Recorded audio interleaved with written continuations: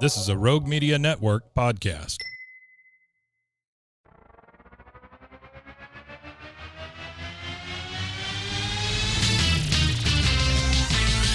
Bros and foes and heroes.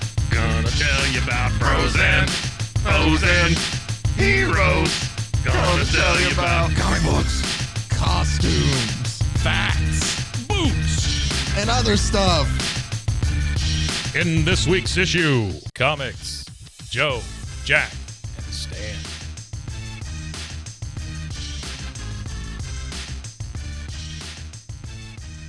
Welcome into Bros, Foes, and Heroes. I'm Zach, joined as always by the marvelous one, Mr. Mike. Hello. How are you doing today, sir? I'm okay, man. How are you? Oh, not too bad. I think Always like the Tom and Jerry shirt. Thank you. Yeah. I wear it far too often, but it is the shirt that I own that probably has gotten me the most compliments. The most comms. I was like comments, but no, I was Most like comps. They've been pretty favorable. So I'll say Every time I wear this, I get a free pest control service. You get a lot of comps. like, hey, like that shirt. Next time you need your house treated for termites Or mice. Or cats. or anything, give us a call. That is tough to find right there. An exterminator that gets rid of cats. That's a tough one. Well, why? I don't know. Maybe your house is overrun with cats. At that point, I think it's something you did. Right. Well, and I would venture to say that probably at least half, if not more, of the reasons you have pests are something you did. Yeah. You know? Yeah. I could see that. I remember having to spray for ants under my chair because I would get up and eat nachos in the middle of the night. So, I mean, that happens. I remember this. Well, you wouldn't.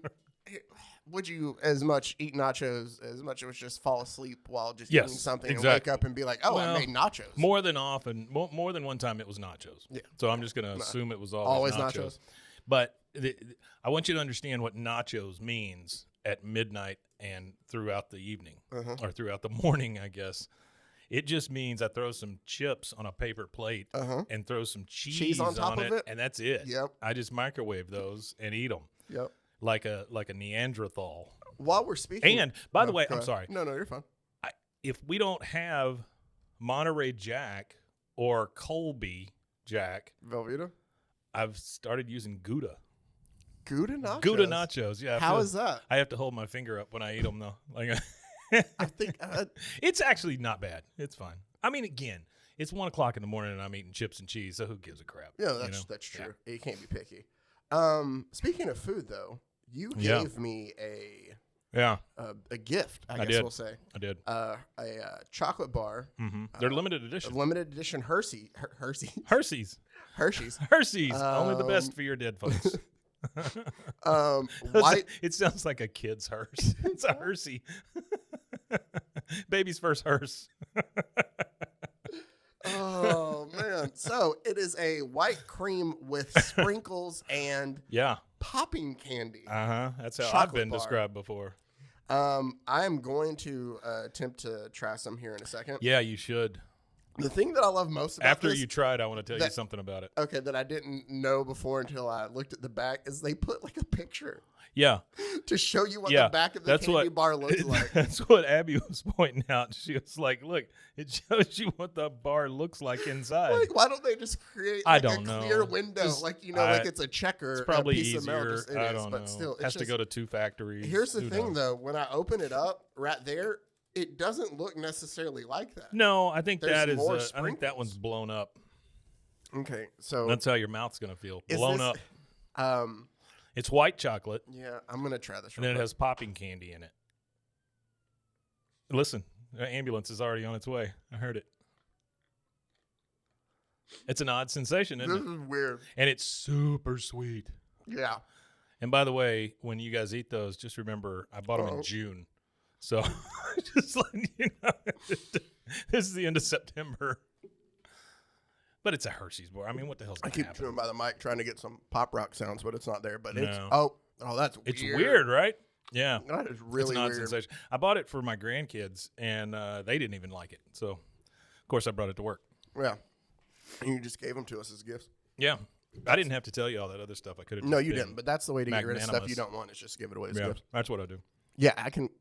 It's like popping still in the back of my. Yeah. That is weird. So if you hear pops, that's what's going on. Pop, pop, pop. But I can only do one of those little squares. That is, ugh. Plop, plop, fizz, fizz. Oh, what a relief it is. There you go. So we talked last week. And doesn't it feel like you have just like a film on your teeth It now? does. It's just blah. White chocolate, I can't And I take. have that. See, I like white chocolate. Really? And, well, I mean, it's not an all the time thing, but like Yeah. the cookies and cream bars. And Yeah, I'm sure those are aren't good. bad. Yeah. But that is. I think it has to atrocious. do with the other ingredients around white chocolate, right? Because like white chocolate almonds would be good or something. You have to have something of substance to go with that mind-numbingly sweet Oh yeah. white chocolate. Oh, for sure. Yeah. So So throw some cookies in it. even more sweetness. Last time we met, we talked about a comic that I really enjoyed a lot and cared about a lot, and that Yeah. was Tom King and Mitch Gerard's Mr. Miracle from Yeah. 2017, Yeah. 2018. And it's something I wanted to cover, but then we discussed of how I thought that since there's so much nuance and backstory to it that can be enjoyed more if you know kind of the comic book landscape as a whole, we kind of got the idea then to just talk about the history of some of this stuff. Yeah, let's lead do to it. So, specifically, I'm going to tell part of the story in getting us to be able to cover Mr. Miracle. That's the goal there. But I'm going to start and give just a broad overview of a lot of things. All right. I'll dive in more into some things. Other things I won't dive into as much. Sure. And there's a specific part of this history that we're focusing on. Mainly, it's the relationship between Stan Lee and Jack Kirby, which starts back in the 40s and goes on through ever. Yeah. And it is very integral to, I would say, in a lot of ways, to the beginning and start of Marvel Comics as a whole, too. And it's just a big part of the Mr. Miracle story. Well, they were also like friends gone wrong, right? I Yeah, mean, there's a lot of Yeah. there's, and we'll get into a lot of this. Jack's not the only guy like that when it comes to Stan. Sure. Steve Ditko's another guy. Yeah. But I not to say remember Steve that Ditko. Spider-Man is. Not to say that obviously Stan Lee doesn't have his friends and the people who love him and stuff too. Right, There's sure. just a mix of. Sure. And we'll get into some of this. I think the best place to start when looking Not that at. Stanley doesn't have people that love him. I know, I'm not. I just don't want to. He had a family, for God's sakes. But I think the best place to start is comics were a thing for a while. Yeah. Or they have been. Right. I think around the turn of the century, you would have like comic shorts, like you think comic strips and stuff like that obviously came before the comic book did. Well, the single panel stuff too, I think, Yes. was probably some of the original The stuff. Kid in the Yellow Shirt or something like that. It's like the 1870s, Oh, see, I've never maybe heard of that. before. Yeah. And all it is it's a kid. How do they freaking know he's in yellow? It's 18. Some of them they print in color still. No. Yeah.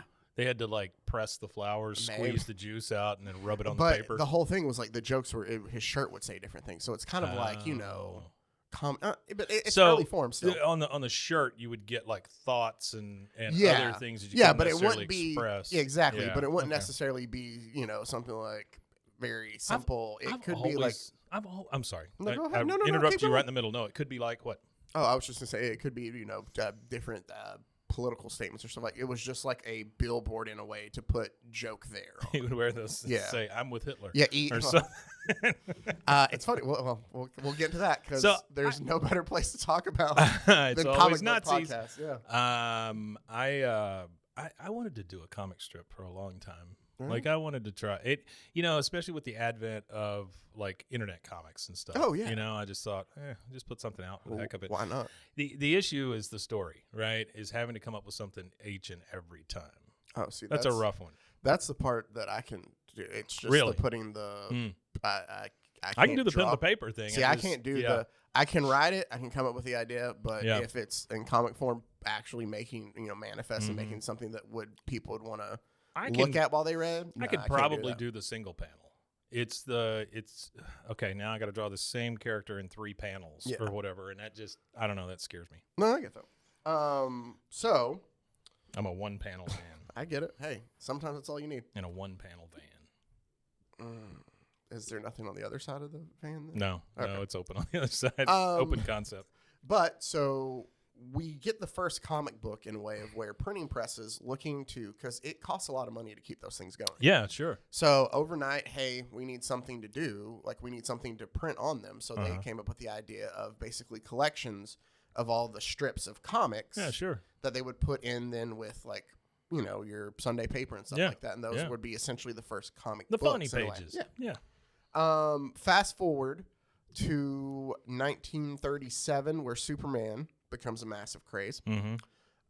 And that kind of kicks off the comic book boom then at the time of everybody wants to hop in on it. 2 years later, you get Batman from DC Comics, which, if you wanted to know, that was National Comics at the time. DC does stand for Detective Comics. Oh, okay. Oh, I didn't know that. Yep. Huh. So essentially, that's where in Detective Comics is where Batman got his issue 27. But still, it was one of the titles that they did. They just essentially calm it down it. just a little bit with the whole issue 27 thing. I'm a massive nerd. If it can't come out here, where else can it come out? That's true. So you don't want to take that kind of stuff home. Exactly. Now, the other company at the time was ran by a man named Martin Goodman. I'm sorry. I'm looking at this mural that we just had painted, and I'm wondering why it ends right there. Oh, I just noticed that. It's just a big chunk missing. Yeah. Okay. Okay. Sorry, that was just like seeing a squirrel run by or something. So, the other company, Timely Comics, which Martin Goodman owned at the time, produces their first comics around this time under, I think it was Marvel Fantasies. Like, he named the comic Marvel Comics, the comic book itself, which eventually will become the company name. He liked to change names of companies and stuff a lot around the whole time. Mm-hmm. But that is where we get then the first Marvel Comics in 39 of the Human Torch and Namor, which we've talked about the first appearance of Namor before. So Namor and Human Torch are the first two Marvel Comics characters. I would assume that everybody kind of assumes that it's Spider-Man. No, you know? it's and it's funny Spider-Man because came, like, 60s. 60s, Yeah. We fast forward a little bit more and to tell the other side of the story. So Martin Goodman has Timely, and they have Namor, and they have Human Torch, which is different than the Fantastic Four Human Torch. Oh, really? Yeah. It was like it's been forever since I've read it, but it's essentially like the scientists creating this, Human Torch kind of like experiment in this, a Frankenstein's monster type thing of him. He's consumed with it, or he's on another guy. It's another guy who has the ability, and eventually, like later, he'll, I think eventually he has like a whole alter ego, and he does the whole like work at the police. Why can't you just throw water on him? But I don't know. Okay. Yeah, I don't get him. Like water on a grease fire, maybe. And then gets it just bigger. gets yeah, that makes sense. Yeah. So that's what they start with. That's what I think of when I think Human Torch. Greasy. And with this comic boom, there is so many other companies that pop up. We've talked about a lot of different comics from a lot of these different companies. Sure. A lot of them now in the public domain, obviously, because they didn't last just but a couple of years. And then it all went away. And plus, things just weren't copyrighted the same way they were. Yeah. But you'll have so many different publications that pop up. Like there was an Ajax, and there's like Centaur. Ajax. Yeah, like we've covered a lot. MLJ, which became Archie, and then through the years of us doing the show, we have hit on a lot of these, small publishers at the time. One of them was Fox, and it's either Fox Features, Fox Syndicate. I can't remember the name of it, but it's basically Fox Comics, ran by a man named Victor Fox. This is where we will first get our introduction to Jacob Kurtzberg, a.k.a. Jack Kirby, because a lot of these guys, him and Stan Lee too, both of those are, what do you call them, pen names. Okay. Stan's is just Stanley Lieber, so it's just a little bit shorter. Sure. But, Jack Kirby is Jacob Kurtzberg. So, Jack meets a man while he's working at Fox. Do you think it had anything to do with it being like a Jewish last It is, name? yeah. Okay. Yeah. All right. That's what I was wondering. Yeah, and this is the thing, is very much so we find out a lot, like, Jack Kirby was I don't want to call him a small man because he's not, but he just, when you see pictures of him, he's not just like a big, strapping, just like muscly guy. Right, sure. But he is somebody that you would not want to mess with. Okay. Like, he is a very serious, talking about, Jack Kirby as a person, there's a quote of his that I absolutely love where he talks about he grew up in New York and some of the, just rougher neighborhoods there in the 30s. And he talks about that his mother that they were too poor to go on vacation. So for 1 week, his mother as a baby let him sleep out on the fire escape. And he had the blast of a time. Oh, I'm he sure. tells stories about how like he was, part of these like street gangs where they would like, I'd like tease guys, run around the corner, wait for him to come for me, and just just beat him up and stuff like a very rough and tumble kind of neighborhood. Knockout game. Yep, exactly. But also just it seemed to be a very sweet, loving man too at the same time. But so Jack is working at Fox where he meets Joe Simon. That name is important too because the two of them together will go on to create Captain America. Oh, okay. In 1941. This is how we get Jack Kirby to Marvel the first time. So, it's still Timely Comics. Joe Simon, I feel like I'm throwing a lot of names out here. No, you're good. Okay. Yeah, I'm following.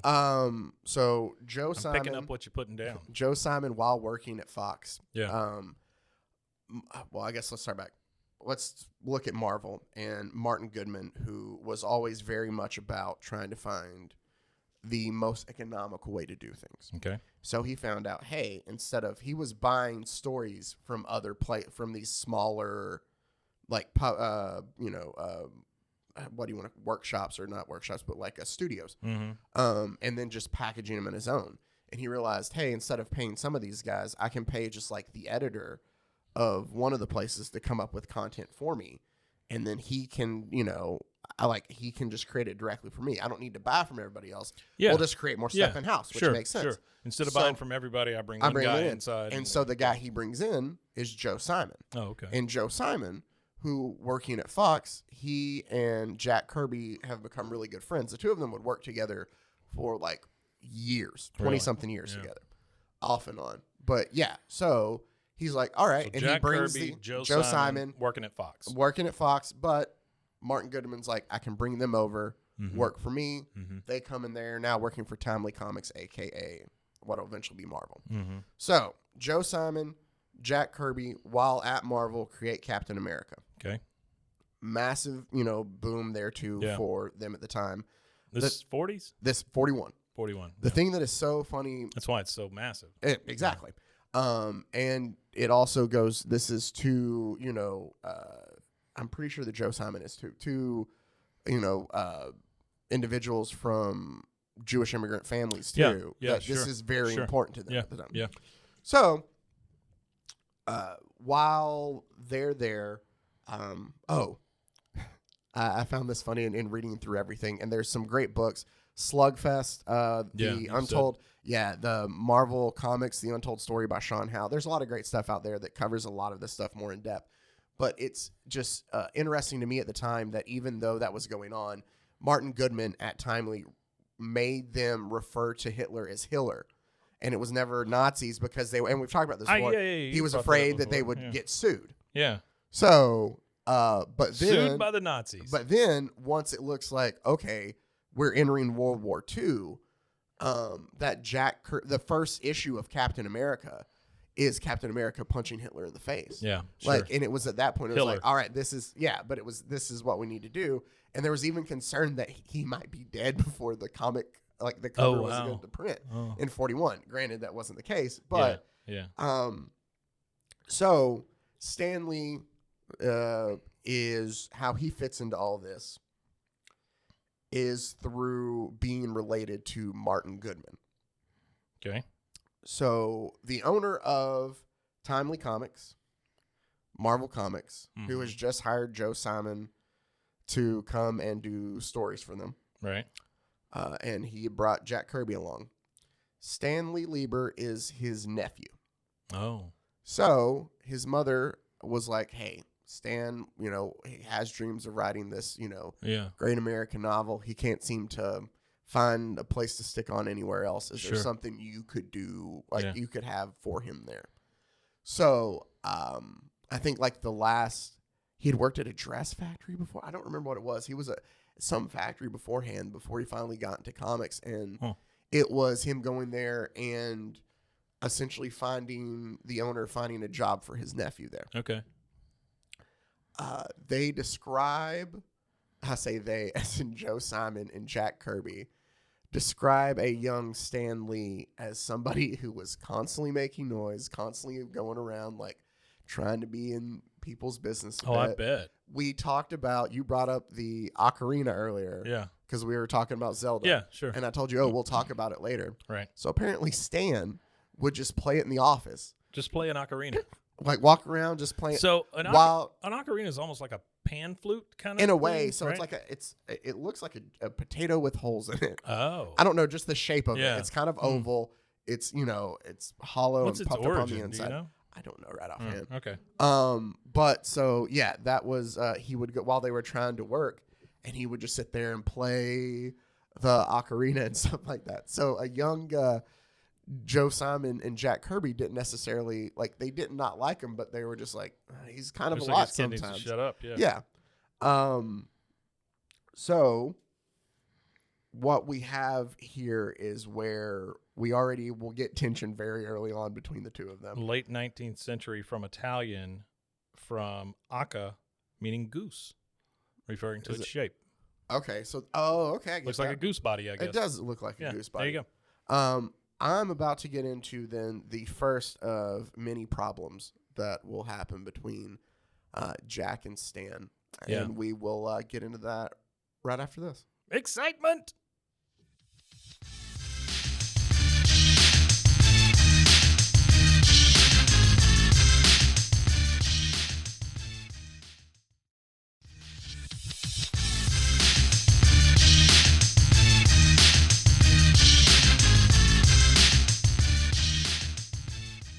All right, and welcome back in. My thanks. I hope you enjoyed that quick little break. Did. Let me pick back up where we were. So while Joe Simon and Jack Kirby, Let me be clear too. I know that there were rumblings between the two and all that stuff. I just don't know the specifics. yeah, So I don't think most people do. no, and the thing is I plan on covering this in little chunks. Yeah. This is going to take us to the next big thing, which That was my name in grade school. Oh, was it? Little chunks. little Yeah. chunks. Yeah. So I'll explain the story path we have here. So I'm giving us pre-Fantastic Four. Okay. This is essentially the story leading up to what would make Marvel Comics, and that is the creation of the Fantastic Four between the two of them. Sure. And we will touch on that a little bit before we wrap up the show today. Like that's where I'm Okay. going to take you to. Okay. I thought about, and I still might do it too for next week, like covering the comic itself then. Why after we talk Yeah. about it, just to kind Yeah. of see. No, I like that. That's So we're going to focus on the very first Fantastic Four next week and everything in that. But I'm taking you up I to that learned at so this point. much during this show. I'm glad. I really do. Yeah, and it has come up more than once in conversation. People will bring. Yes. Well, I tried to rephrase that, but I didn't know what to say. So it has come up before. Like somebody will say something. I go, oh, I remember that from. Yeah. No, I'm glad I can. Yeah, it's great. Make I you love nerdier. useless knowledge. Oh, I mean, that's it's, what I'm. you know what I mean? Yeah, I've had to quit calling it useless just to not make myself feel better. It's I just get that. random. Yeah, random knowledge. There we That's- go. That's better. But, yeah. So while Joe and Jack are working for Martin Goodman at Timely, they realize somebody else that they had worked for before lets them know, hey, Martin's stiffing you guys. Like he's taking the money that from some of, I think it was maybe the sales from Captain America, or it could have just been like the page rates or whatever. But still, he wasn't paying them the full amount that they thought or they had agreed to, kind of whatever. Bastard. Yeah. So the two of them, frustrated, decide, well, then we'll just work other places and just not tell him about it. Like if he doesn't want to, pay us everything we can. Like we can come up with more ideas. Yeah. We can sell it ourselves to the other studios then, and we can make, more money for ourselves that way. Makes sense. So what they did is they got a hotel room downtown, and after they would get off from work, they would go to the hotel room and they would work on new stories there together before they would go off and go home. They're working in the comic book industry all day long. And then they leave there to go to a hotel room to work on more comic books. Wow. Because they were putting together their own stuff to be able to sell That out is to make that money. deeply immersed in comics. It is. there's talks a lot too about Jack Kirby as a person of how he very much always liked to have work lined up, even if he was fine. Just being like that, the child of the Depression era in a way. Like you always wanted to have work. Yeah. So yeah. And so they would go after they would get off to the hotel room and work on more stuff. It got to the point where they started enjoying working on the other stuff more than they did the Marvel stuff. Yeah, I'm sure. And they would even on lunch breaks go to the hotel room just to work on that stuff. Wow. So a young Stan Lee decides, or is noticing like, hey, these guys are up to something. Like, what are y'all doing? Where are y'all going on lunch? What's going on? And they're just like, hey, don't worry about it. Don't worry about it. And he apparently pesters them enough about it to where I don't remember if it's Joe or if it's Jack. One of them was like, yeah, that's fine. You can come with us to lunch. And they're like, and for like a couple days, just like 2 days, he came with them. But they quoted, he was more in the way than actually helping. Oh, I'm sure. Yeah. While they were there. He seems like a guy that would just be bouncing off the He walls. is. And let's also take, like, I think this is like a 16, 17-year-old Stan Lee too. Maybe even 18. Like, this is young Stan. Yeah. Okay. So you saw how charismatic he was as a as an older man. Yeah, I can't even imagine. So but eventually, like, they say that they work on that. He is kind of in their way a little more than anything else. But then I don't know if he just quits going or what. A couple days after that, though, Jack tells the story as he's sitting there working at the Marvel offices, or Timely still at the time, drawing, and like people just kind of come. It's like, I guess the underlings of Martin Goodman. I can't remember the guy's name, but it's like and he just walks over and he just stands by them and he's like, you think that you could get away with, like undercutting Martin Goodman all this time? Well, you're done working here. Wow. And so just those Jack, two though, right? Yep. Jack and Joe are gone because they were working and doing their own thing underwater. Sure. Both of them believe that they were outed by Stan. Yep. Yeah. Which that's fine. Sure. Young. It's not, but it's the I know what you're saying. nephew of the owner. Yeah. They obviously still work together, so they got over it at some point in time. Right. But right. It led to Jack Kirby and Joe Simon being let go there. This leads to Jack Kirby does go and is serves over seas during World War II. Oh. Including, and he sees a lot of shit over there. Sure.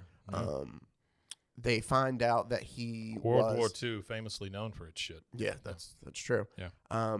They find out while in the group that he's over there with, they talked about like he helped, I guess liberate, for lack of a better term, a concentration camp while they were there. He was actually the subject of Freeing Private Ryan or whatever. Well, I mean, but not that specific. Yeah. But no, like he and his group. Yeah, you're fine. Sure. He and his group were a part of that. Sad and that's the best I could come up with. That's good. They found out that he was a comic book artist, and so they turned him into a scout then because he could draw.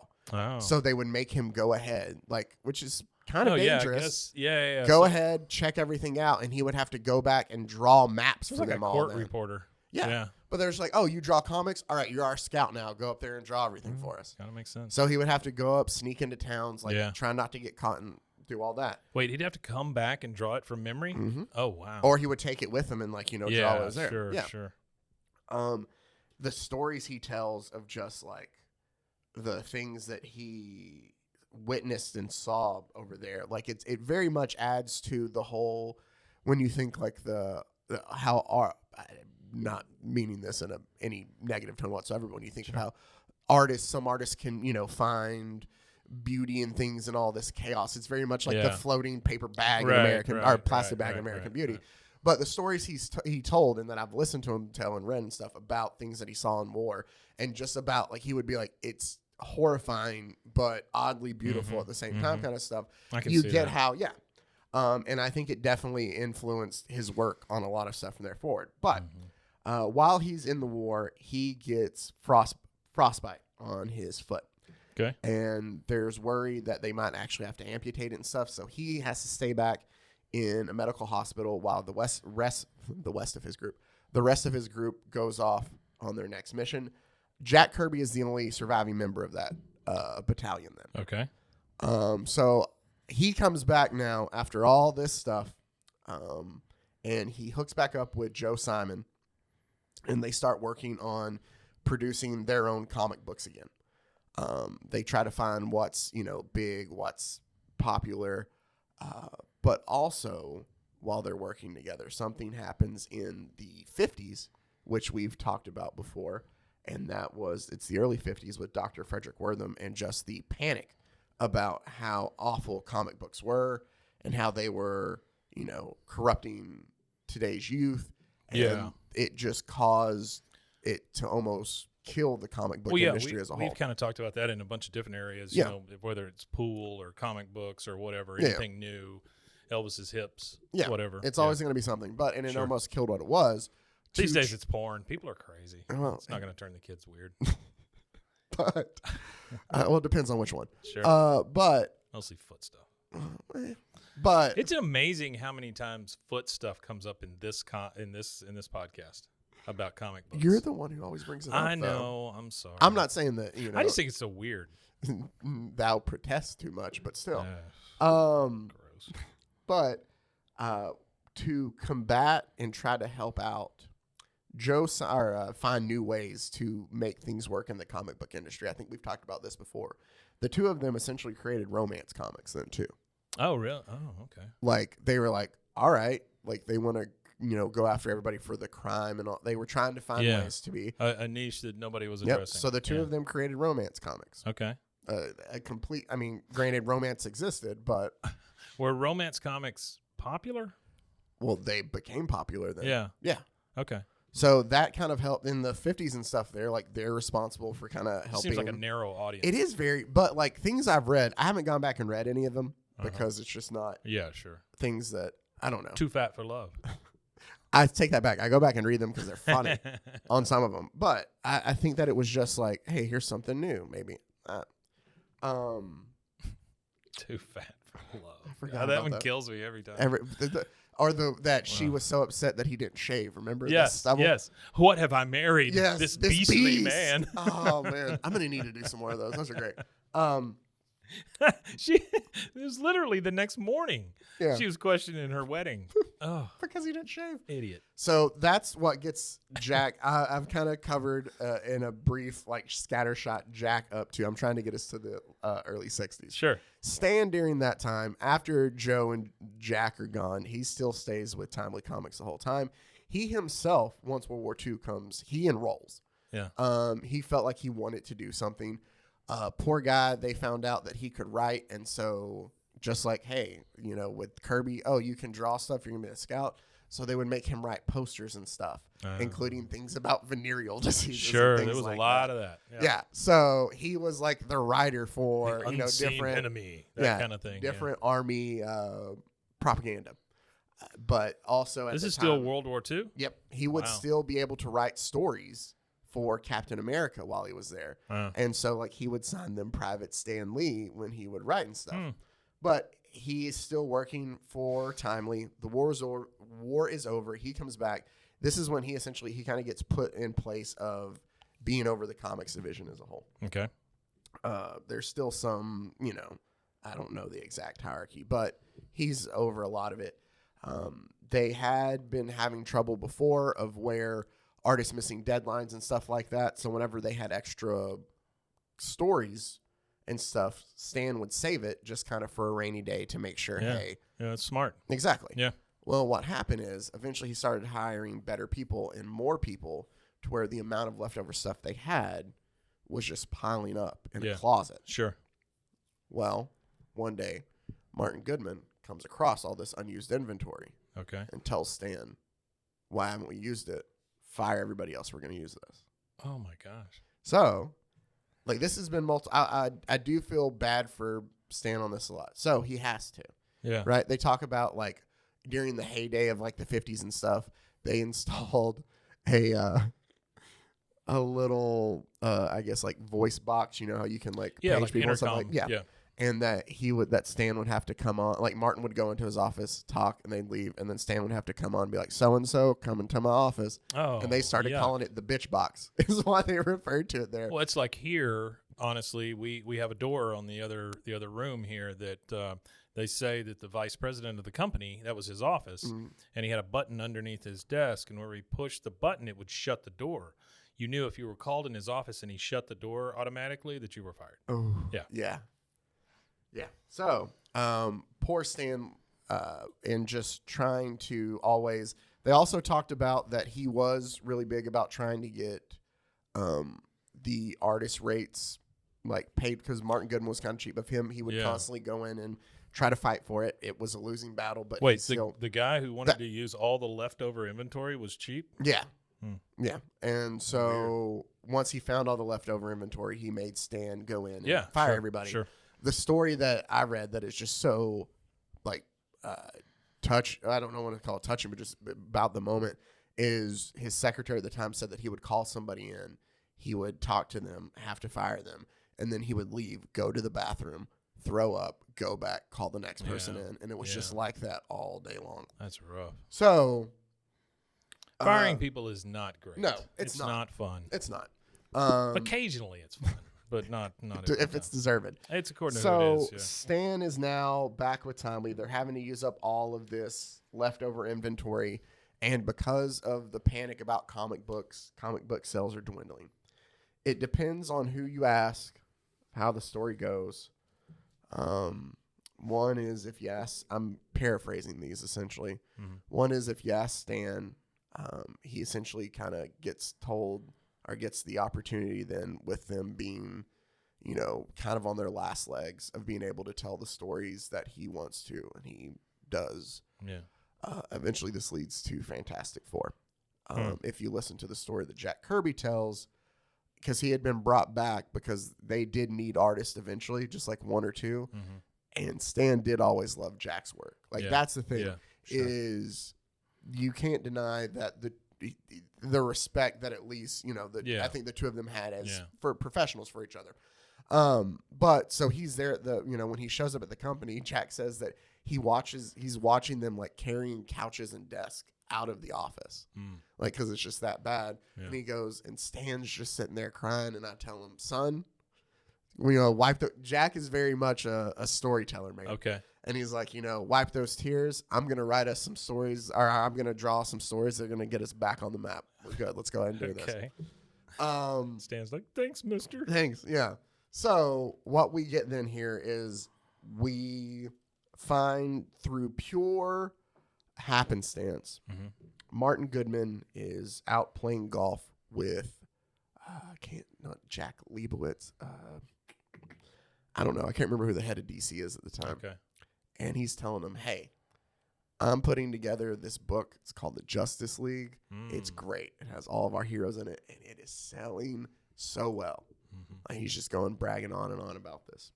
So Martin Goodman comes back from the golf game and essentially tells Stan Lee, steal that idea. I want one of those. Yep. Yeah. And so this leads us to where we will pick up the next week, which is Fantastic Four #1. If, depending on how or who you want to believe, there's two different stories to all this. That's how a lot of this is going to be, though, too. Through a lot of, at least for me, through the comic book history I've read, is it's hard to be able to know, all right, I sit here for sure, because it's off of just what others say. There's things you can go off of and be like, oh, okay, I can see how maybe I lead more credence to this thought, or I lead more credence to this. But it's going to be open, and there will be things that, you can make your own decisions for. But essentially, the two stories go, Jack Kirby had done some work on Challengers of the Unknown, which is a DC title for the 50s. That's where he was working after the romance comics, and he and Joe Simon's partnership didn't work. He went and he found work at DC. He also himself had a published comic strip called Sky Masters that he did too, very science fiction stuff. Yeah. So he constantly still had work in comics. Sky Masters. Where it's about normal people who get, like, there's a lot of same thing. Yeah. And then Stan would tell you the story about how it just came, how he wanted real characters that didn't, that had real problems and stuff like that. Both varying degrees of understandable when you look at it, but we will dive into that a little bit more. One thing I wanted to close out with, just to kind of tease so you know where we're headed with this. Yeah. Because I think it encapsulates the two just very well. In the beginning of Sean Howe's book, of the Marvel The Untold Story, he has a quote from both Stan Lee and a quote from Jack Kirby. And to me, it just shows you the two type of guys and their personalities going into this. Okay. And I think it's the best place to end before we get to next week. So, in the beginning, Marvel created the bullpen and the style. And the bullpen was without form and was void. And darkness was upon the face of the artist. And the spirit of Marvel moved upon the face of the writers. And Marvel said, let there be the Fantastic Four. And there was the Fantastic Four. And Marvel saw the Fantastic Four, and it was good. Stan Lee. Wow. Right? Wow. Ideas can never be traced to any one source. They are tossed back and forth between people. Hold on. They are tossed back and forth between people until the decision makers step in and choose what they think a success formula is. I see. Jack Kirby. Well. So That does kind of tell you the both sides of yeah. So we know getting in here that we have people on both sides of the coin. One who is always full of just vim and vigor and positivity, bravado. And yeah. And the other, And he's all about the team, the bullpen, all that stuff. Yeah, like he's like that, and he always pushes that, even when that's not the case. Yeah. Like I will have audio next week when we get into there from Alan Moore, who we've talked about before. Sure. Who talks about like, you know, he says, I got to meet Jack Kirby. I got to meet Steve Ditko. Mm-hmm. And once you meet them, you wonder, well, how come Jack's not jolly and Steve's not sturdy? And he goes, and it was because Stan was always smiling. So there's a lot of just, I don't know. We're going to get into all this. I think it'll be a lot of fun. I like diving into the history Stan of was stuff. just basically the built-in mascot for the most part, right? You know, he was the face of the company. Yeah. He was, but then there's things where I think some people feel like credit was taken when it wasn't deserved. And that's what's going to, like, this is what's going to lead to a lot of it. There's a Variety article that we're going to get in that is the main problem. It was either Variety as, I don't know. No. It was like the Village Voice. What am I talking about? Okay. But it was a paper, an article written about how Marvel Comics work and just how, like, untrue those who worked there felt about it and felt like it was just a piece that just showcased like that is the critical point for a lot of it too. All of it's just very interesting to me. So we're gonna break down just more history of the behind the scenes stuff because that's interesting as it's just super as much cool, as the story to me. Yeah, I enjoyed this. All right. Yeah, this is fun. I So- like the story time. Thank you. So next week, Fantastic Four, and we'll get into I'm going to ask you one question about Go ahead. Fantastic Four. Was Galacticus part of it from the beginning? no. Okay, so Galactus comes in around 48, 50. Okay. The story there, and I've told it before, and I hope I can find it when we get there. Sure. Because I love the quote is, again, because I think I brought it up the other day when we talked about it. Yeah. Is it Marv Wolfman or somebody else was like, essentially Stan Lee just told Jack, I want a story where the Fantastic Four meet God. Yeah. And he created all of it. Yeah. So, yeah. But no, that was like 50. It gets Always so, my favorite. yeah. Silver Surfer, that's him. It's all Yeah, great. that's what I'm saying. I can't think of Silver Surfer without thinking Galactus. Yep, So, because he's the Yeah. hair. Like that's the thing too is he did such a good job. Is like oh man, see I should save some of this, but I'm sure some of it I'll forget too, so it's fine to tell Sure. now. They talk about like when Jack turned in the pages with it when he first did the Silver Surfer. Mm-hmm. Like Stan's flipping through, looking at him, and he's like, "Who is this guy? Like what is?" And he's like, well, I figured if they're going to face somebody like as big and bad as Galactus, he should have a herald that comes before him to tell him like, hey, this guy's coming. Yeah. Like it's just the genius of Jack Kirby and all this that led to a lot of these creations. But so much stuff to get into. Isn't All it right. weird how so much of this stuff is biblical and you know, Well, kind of I mean it's just and I guess it's always been that way though because stories come from you know, stuff's handed down over the years, all that stuff. Well, for Kirby, it's interesting. For Kirby especially, he was very much into like Witchcraft. mythology and so like he did Thor Yeah. and stuff like that. Yeah. You Yeah. know, that's Yeah. he loved that.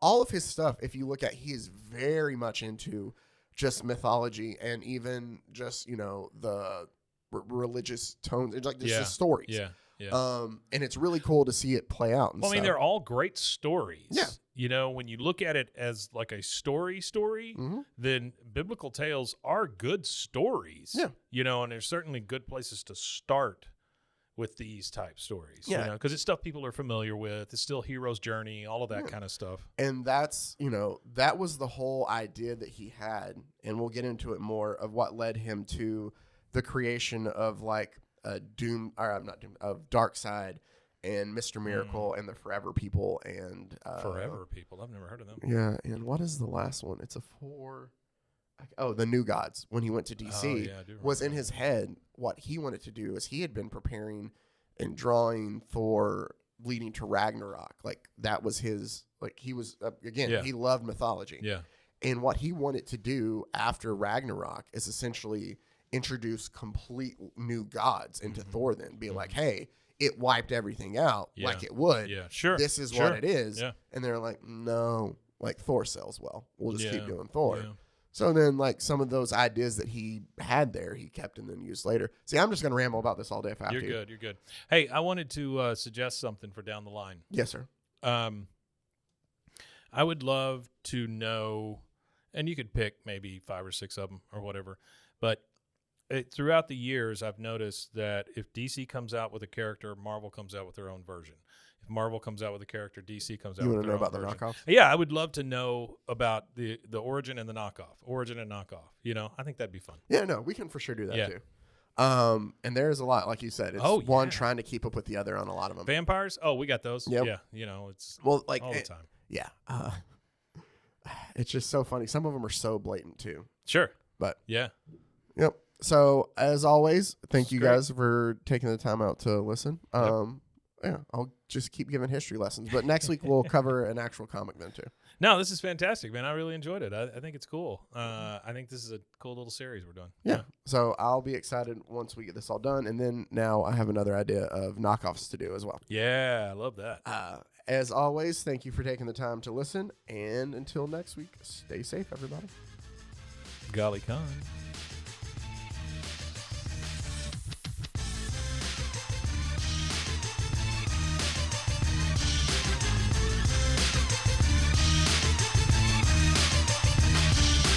Pros and heroes. Gonna tell you about pros and heroes. Gonna tell you about.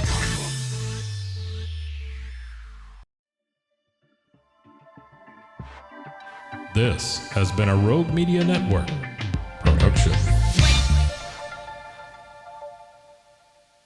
Hey, I'm the Fonza. Let's see. Can you hear it? Oh, yeah. It's subtle, but I can hear it, yeah. That's so weird.